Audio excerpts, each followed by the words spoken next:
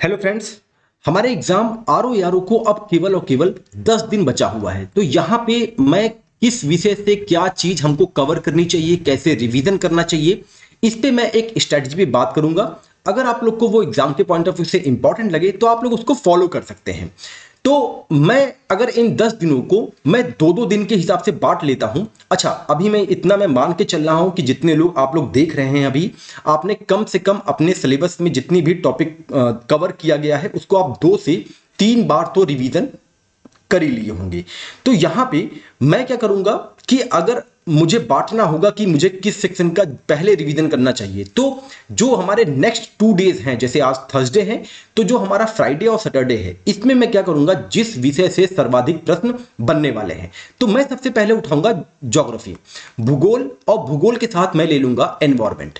भूगोल के साथ मैं ले लूंगा एनवायरमेंट, और आप एग्जामिनेशन हॉल में पाएंगे कि केवल इन्हीं दो विषय से आपको लगभग 20 नंबर यानी कि 20 प्रश्न देखने को मिल रहे हैं। अब जब मैं यहाँ पे ज्योग्राफी और एनवायरमेंट को मैं रिवीजन करूंगा, तो साथ ही मैं एग्रीकल्चर भी यहीं पे रिवाइज कर लूंगा, और एग्रीकल्चर के साथ मैं इन्हीं 2 दिनों में आंकड़ों को भी देख लूंगा, जो भी हमारे आर्थिक आंकड़े हैं, और साथ ही जनगणना भी मैं यहीं पे रिवीजन करा लूंगा, और ये सारा चीज मैं आपको पहले भी उपलब्ध करवा दिया हूं। अब इन 3 टॉपिक से हमारा कितना नंबर बनेगा, हमारा 15 से 18 प्रश्न जो है इन्हीं 3 टॉपिक से आएगा, और आप केवल इन 2 दिनों में आप देखेंगे आप जो है 35 से 40 नंबर के आसपास का रिवीजन आराम से कर लेंगे। नेक्स्ट जो 2 दिन आएगा, संडे और मंडे, उसमें मेरी क्या स्ट्रेटजी रहेगी, उसमें मेरी ये स्ट्रेटजी रहेगी जो सेकंड नंबर का मोस्ट नंबर ऑफ क्वेश्चन देने वाला है, जैसे मॉडर्न इंडिया और साइंस में बायोलॉजी। इन दोनों सेक्शन को मिला के आप देखेंगे इससे भी लगभग 20 नंबर आपको एग्जामिनेशन हॉल में देखने को मिल जाएंगे। और इसके साथ में मुझे जो रिवीजन करना होगा, मैं करूंगा यूपी स्पेशल मैं इससे रिवीजन करूंगा, और यूपी स्पेशल से भी आप जो है 12 से 15 नंबर तक आराम से प्रश्न जो है देखने को आपको एग्जामिनेशन हॉल में मिलेगा। अब यहां से भी आप देखेंगे तो आप इजीली जो है 30 से 35 नंबर के आसपास का रिवीजन आपने आराम से कर लिया है बिना किसी टेंशन के।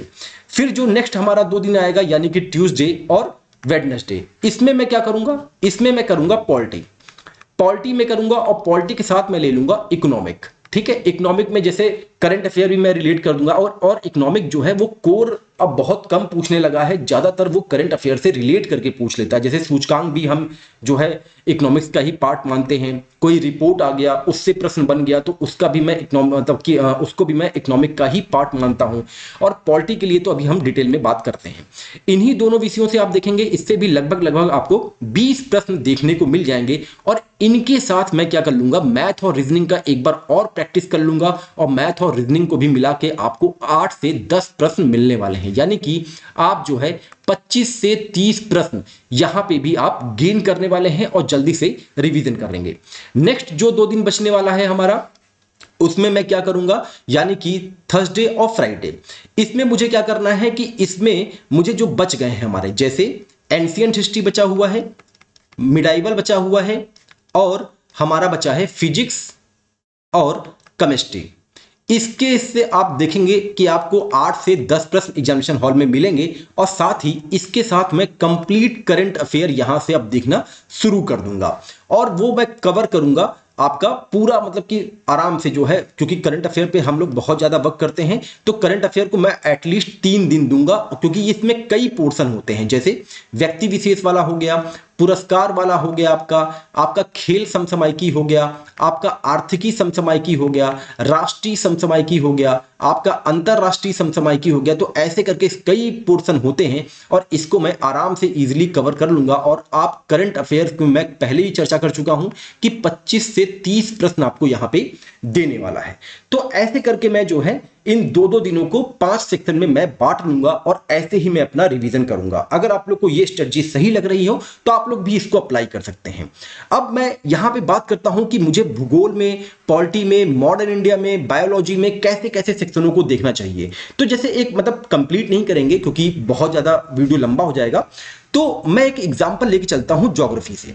ठीक है, ज्योग्राफी का अगर मैं एग्जांपल लूं कि मैं किन सेक्शन पे ज्यादा गौर करूंगा, तो ज्योग्राफी को हम लोग 3 सेक्शन में बांटते हैं। ठीक है, पहला जो सेक्शन होता है वो होता है हमारा फिजिकल ज्योग्राफी। फिजिकल ज्योग्राफी में मुझे क्या कवर करना है, देखिए भूकंप, अभी आपने सुना होगा भूकंप कई जगहों पे आया है, कई देशों में भूकंप आया है, तो भूकंप से क्वेश्चन जनरेट हो सकता है, आप लोग इसका रिवीजन करिए। चक्रवात से लगातार प्रश्न बन रहा है, चक्रवात से अभी एपीएस में भी प्रश्न बना था, चक्रवात आया भी था, तो इससे तो जो है आप लोग इसको भी कवर करिए आराम से, इजीली ये कवर हो जाएगा। अभी आपने अक्टूबर में एक जो है करंट अफेयर से मतलब कि मैंने बताया हुआ है, आपने न्यूज में भी सुना होगा कि पृथ्वी की नई परत एक खोजी गई है, ठीक है।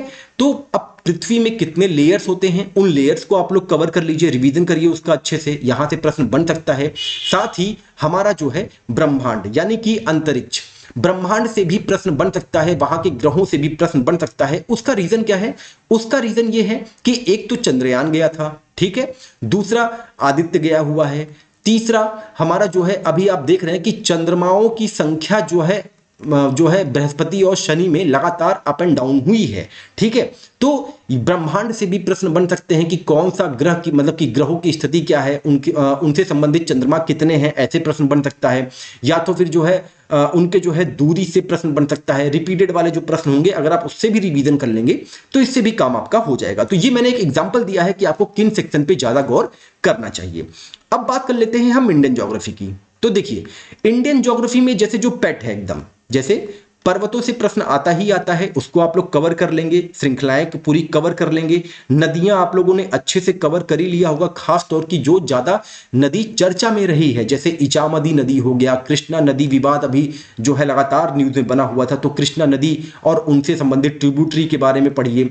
लेक जो हो गया भारत का उसको देखिए, जलप्रपात आदि से लगातार प्रश्न आया है उसको देखिए, डैम से प्रश्न बनता है, डैमों को देखिए, डैम आपके आराम से जो है घटना चक्र से रिवीजन हो जाएंगे और उन्हीं में से प्रश्न सारे आपके दिखने वाले हैं। और अगर हम राज्यों की बात करें तो मणिपुर जो है बहुत चर्चा का केंद्र रहा है, आप लोग जो है मणिपुर को अच्छे से कवर करेंगे, ये आपके एग्जाम के लिए बहुत इंपॉर्टेंट होगा। मणिपुर की सांस्कृतिक जो है कल्चर क्या है, आर्ट एंड कल्चर क्या है, मणिपुर का इतिहास क्या रहा है, मणिपुर में कोई ऐसी जो है स्वतंत्रता सेनानी थी जो कि मतलब कि हम लोग के हिस्ट्री में आ सकती हैं, उसको भी आप लोग कवर करिए। इसके ज्योग्राफी में को कवर करिए, नदी कौन सी है, पहाड़ कौन कौन से हैं, सारे पोर्शन कवर करिए, यहीं से प्रश्न जो है जनरेट हो सकते हैं। ये मैंने बस केवल एक एग्जांपल दिया है कि किन पोर्शन पे आपको ज्यादा गौर करना है। अब अगर हम बात करते हैं वर्ल्ड ज्योग्राफी की, तो वर्ल्ड ज्योग्राफी में देखिए सबसे पहले तो लाल सागर, काला सागर, ये सब लगातार चर्चा केंद्र रहे हैं। गिनी की खाड़ी, आपका एक था वॉल्विश की खाड़ी, आपका एक था सरगासो सागर, ये सब लगातार न्यूज में रहे हैं। मैं इसको बार बार जब मैं करंट अफेयर बताता था तो मैं कहता था कि आप लोग इनको मैप में जरूर देखें कि कौन कौन से देश ये सीमा बनाते हैं, ये सब एग्जाम में बिल्कुल एकदम पूछने वाले प्रश्न बनते हैं। साथ ही अभी गाजा पट्टी में युद्ध चल रहा था, इजराइल का वॉर चल रहा था, रूस और यूक्रेन का वॉर चल रहा था, इसको भी आप लोग कवर करेंगे। G20 में अफ्रीकी संघ जुड़ गया है, तो अफ्रीका महाद्वीप ये आपके एग्जाम के लिए बहुत इंपॉर्टेंट है। अफ्रीका में जितने भी पर्वत हैं, रेगिस्तान हैं, आपका जितनी भी लेक हैं, कौन सी ऐसी देश है जो कि लैंड लॉक है, उसको कवर करेंगे। मैंने पढ़ाया है आप लोग को साहिल रीजन, अफ्रीका जो है महाद्वीप में एक साहिल क्षेत्र भी आता है। साहिल क्षेत्र में कितने देश सटे हुए हैं, ठीक है, साहिल क्षेत्र में कौन कौन से देश शामिल हैं, ऐसे चीजों को पढ़िए। या फिर अफ्रीका महाद्वीप में ऐसा कौन सा अंतरराष्ट्रीय संस्था है जिसका वहां पे मुख्यालय है। और अभी आपने करंट अफेयर में पढ़ा होगा कि आईएमएफ और वर्ल्ड बैंक ने अभी 50 वर्षों बाद जो है किस अफ्रीकी देश में अपनी एक मीटिंग बुलाई है, ये मैंने करंट अफेयर में बताया था। अगर आपको याद है तो आप लोग कमेंट सेक्शन में जरूर मेंशन करें। तो ऐसे मैं एक सेगमेंट बता रहा हूं कि आप लोग को कैसे करंट से रिलेट करके चीजों को पढ़ना चाहिए। अब अगर हम यहां पे पॉलिटी की बात कर लें तो पॉलिटी की बात कर लें कि पॉलिटी को कैसे रिवाइज करना है, तो पॉलिटी में देखिए, पॉलिटी में सबसे पहले मैं बता रहा हूं जो सबसे इजी है, इस वर्ष भी चुनाव है, पहले भी चुनाव हुआ था 5 राज्यों का, तो चुनाव आयोग आप जरूर देख के जाएंगे। चुनाव आयोग से संबंधित जितने भी फैक्ट हैं आप उनको कवर करेंगे, चाहे वो वन लाइनर हो चाहे वो स्टेटमेंट वाले हो। आपको अनुच्छेद याद होने चाहिए, एटलीस्ट 1 से लेके 50 तक तो आपके फिंगर टिप में होने चाहिए। इसको बिल्कुल अच्छे से याद करिए। और आयोग जो है बहुत ज्यादा स्टेटमेंट वाले प्रश्न बनाने के उसमें नहीं रहेगा, वो ज्यादातर आपको लिस्ट 1 लिस्ट 2 करके दे देगा, अनुच्छेद दे देगा, अनुसूचियां दे देगा। ये सब आप लोग को तैयार होना चाहिए। और ओवरऑल मैं कहूं तो सारे अनुच्छेद अगर कहीं आपने एक जगह पे लिख रखे हैं तो जितने भी अनुच्छेद हैं आप लोग उसको एक बार अपनी नजर से जरूर दौड़ा लीजिएगा। उसके बाद आपको क्या देखना है, आपको देखना है संविधान संशोधन, जितने भी आए हुए प्रश्न थे उसको भी कवर करना है। और जो 100 के बाद वाले हैं संविधान संशोधन उसको तो अच्छे से कवर करना है। उसके बाद जितने भी भाग हैं इसको आप लोग को एकदम याद होना चाहिए।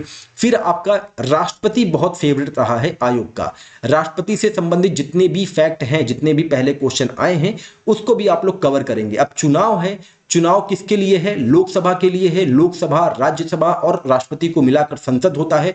तो संसद की कार्यप्रणाली ये कैसे चलती है, इससे रिलेटेड प्रश्न आपको एग्जाम में देखने को मिल सकता है। 16वें वित्त आयोग का गठन किया है, तो वित्त आयोग से संबंधित जितने भी फैक्ट हैं उसको आप लोग देखिए, एग्जाम में आ सकता है। ऐसे ही करंट अफेयर से रिलेट करके मैं बार बार कहता हूं कि आप लोग चीजों को पढ़ा करिए। अब अगर मैं हिस्ट्री की बात कर लूं तो हिस्ट्री में बस मैं एक अभी एग्जाम्पल बस दे रहा हूं मैं इसको, मतलब कि अच्छा टोटल भी देने की बात आएगी तो मैं एक प्रयास करूंगा कि किन किन सेक्शन पे आप ज्यादा गौर करें, उसको मैं एक सूची बना के एक लिस्ट में आप लोग को दे दूंगा। आप लोग उसको जाके जरूर रिवीजन कर लीजिएगा। हिस्ट्री की बात करूं तो हिस्ट्री में देखिए सबसे पहले जो मेरा मेन टॉपिक है वो है चोल। चोल जो है आपको चोल का आर्ट एंड कल्चर तो अच्छे से कवर करना चाहिए।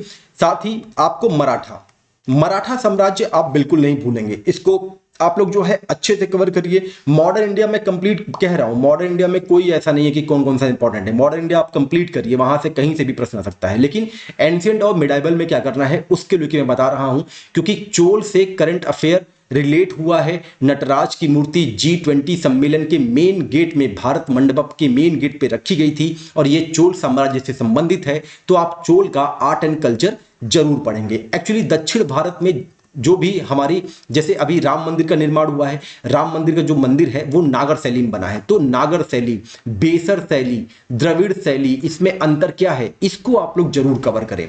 साथ ही आप लोग जो है मौर्य साम्राज्य को कवर करेंगे। अभी क्या हुआ है कि G20 में गौतम बुद्ध की लेटी हुई एक प्रतिमा रखी गई थी। साथ ही कोरिया के साथ भारत का जो है 50वीं अपनी दोस्ती की वर्षगांठ मना रहा है। कोरिया से कुछ प्रतिनिधि आए थे जो कि बौद्ध, जितने भी बौद्ध स्थल हैं उनके दर्शन किए थे। तो बौद्ध धर्म आप पढ़िए, एग्जाम के लिए ये इंपॉर्टेंट हो सकता है। ठीक है ना। देखिए कोणार्क से प्रश्न तो आया ही हुआ था, किसमें, एपीएस के एग्जाम में। बचा क्या है, बचा है नालंदा। नालंदा विश्वविद्यालय का भी वहां पे एक प्रतिलिपि लगाई गई थी, जहां पे G20 पे मोदी जो है, जो वहां पे अतिथि देश के प्रतिनिधि आए थे उनका स्वागत कर रहे थे। तो नालंदा यूनिवर्सिटी से संबंधित जो भी फैक्ट होगा आप लोग उसको कवर करेंगे। सिंधु घाटी सभ्यता से अक्सर प्रश्न बना है, मैंने भी रिवीजन करवाया है, आप लोग उसको जरूर कवर करेंगे। गुप्त साम्राज्य से जरूर कवर करिएगा। अशोक से ये भी जो है यहां से भी प्रश्न देखने को मिलता है एग्जामिनेशन हॉल में, तो इसको आप लोग जरूर कवर करिएगा अगर आप लोग को लग रहा है तो। ऐसे मैं एग्जांपल बताया हुआ हूं कि किन किन सेक्शन पे आपको ज्यादा गौर करना है। अब मैं बात कर लेता हूं जैसे करंट अफेयर में, जैसे कि बहुत से ऐसे टॉपिक हैं जिसको मैंने बार बार जब मैं पढ़ा रहा था तो मैं बताया था कि इन पे आप लोग रिवीजन जरूर करिएगा। जैसे आपने एक संगठन के बारे में सुना होगा जिसका नाम था हिंद महासागर रिम एसोसिएशन। ठीक है, हिंद महासागर रिम एसोसिएशन, इसका जो है आप लोग रिवीजन जरूर कर लीजिएगा। साथ ही आपका जो है यूनेस्को का आप जरूर रिवीजन करेंगे, क्योंकि यूनेस्को क्रिएटिव सिटीज में भारत के 2 नए शहर जुड़े हैं और ये हमारे एग्जाम के लिए बहुत इंपॉर्टेंट है।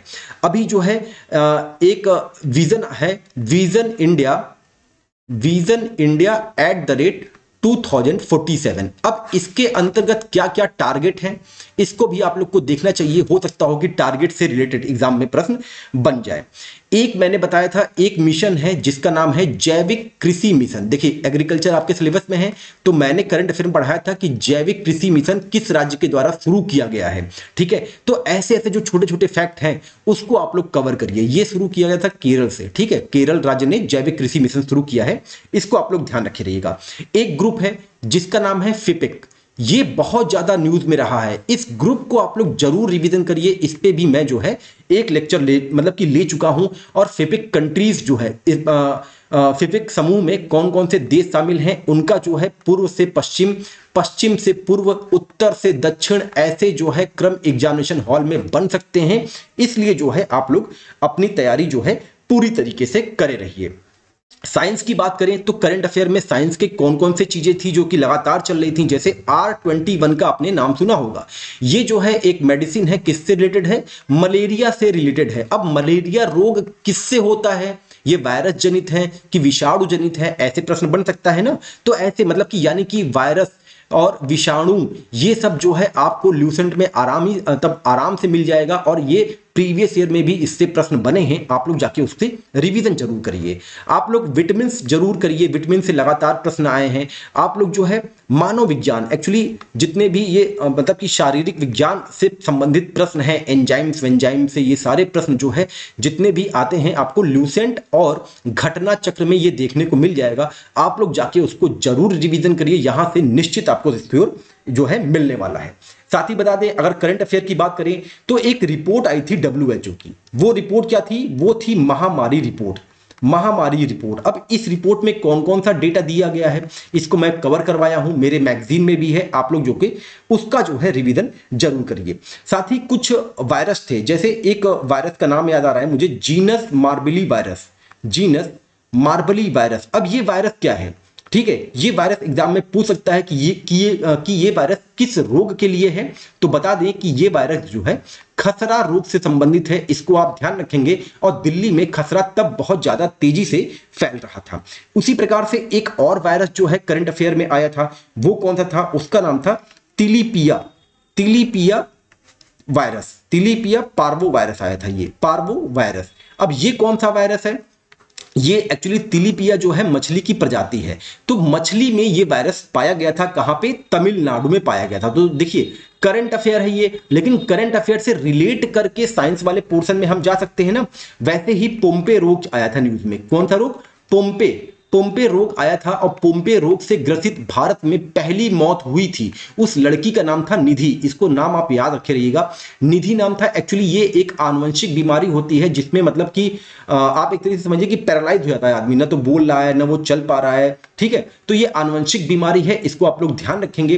तब मतलब कि मेरे कुल कहने का मतलब ऐसे है कि करंट अफेयर से आप लोग को रिलेट करके ऐसे ही रिवीजन करना चाहिए, और यहीं से प्रश्न जनरेट होंगे, कहीं आसमान से प्रश्न नहीं बनने वाला है। अगर ये मेरी स्ट्रेटजी आपको एग्जाम के पॉइंट ऑफ व्यू से सही लगी हो तो आप लोग इसको जरूर अप्लाई करिएगा, और बहुत ही आसानी से आप देखेंगे कि जीएस में आप 90 से 100 के आसपास। और हिंदी, अच्छा हाँ, हिंदी की मैं बात करना भूल गया, तो हिंदी के बारे में बता दें। देखिए हिंदी में क्या है कि हिंदी में 6 टॉपिक है।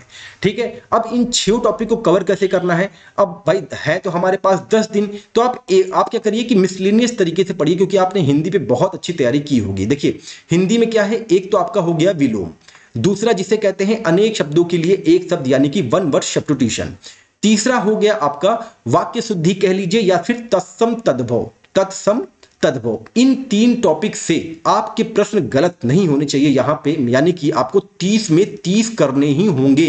ये बहुत ही इजी होते हैं और बहुत ही आसानी से 30 में 30 पाया जा सकता है। उसके बाद जो आपका टॉपिक एक बच जाता है, फिर आपका बच जाता है विशेषण विशेष और पर्यायवाची। ठीक है, अब इन 3 टॉपिकों से अगर आप 25 नंबर भी पा जाते हैं या तो 20 नंबर भी पा जाते हैं, तब भी आप आसानी से देखेंगे कि 50 प्लस जो है आप अपना स्कोर कर सकते हैं। तो अगर आपका जीएस में 90 से 100 के बीच में रहता है और हिंदी में अगर आप 50 के आसपास रहते हैं, तो आप आसानी से पीटी की कट ऑफ क्लियर कर लेंगे और आपको मुख्य परीक्षा देने को मौका जरूर मिलेगा। ये आप डैम श्योर रहिए इस चीज के लिए। तो अगर स्ट्रेटजी जो मैंने बताई है ये आपको एग्जाम के पॉइंट ऑफ व्यू से इंपॉर्टेंट लगी हो तो आप हमारे चैनल को अपने दोस्तों के बीच में जरूर शेयर करिएगा। चलिए मिलते हैं अपने अगले टॉपिक के साथ, तब तक अपना ध्यान रखें। नमस्कार, जय हिंद, जय भारत।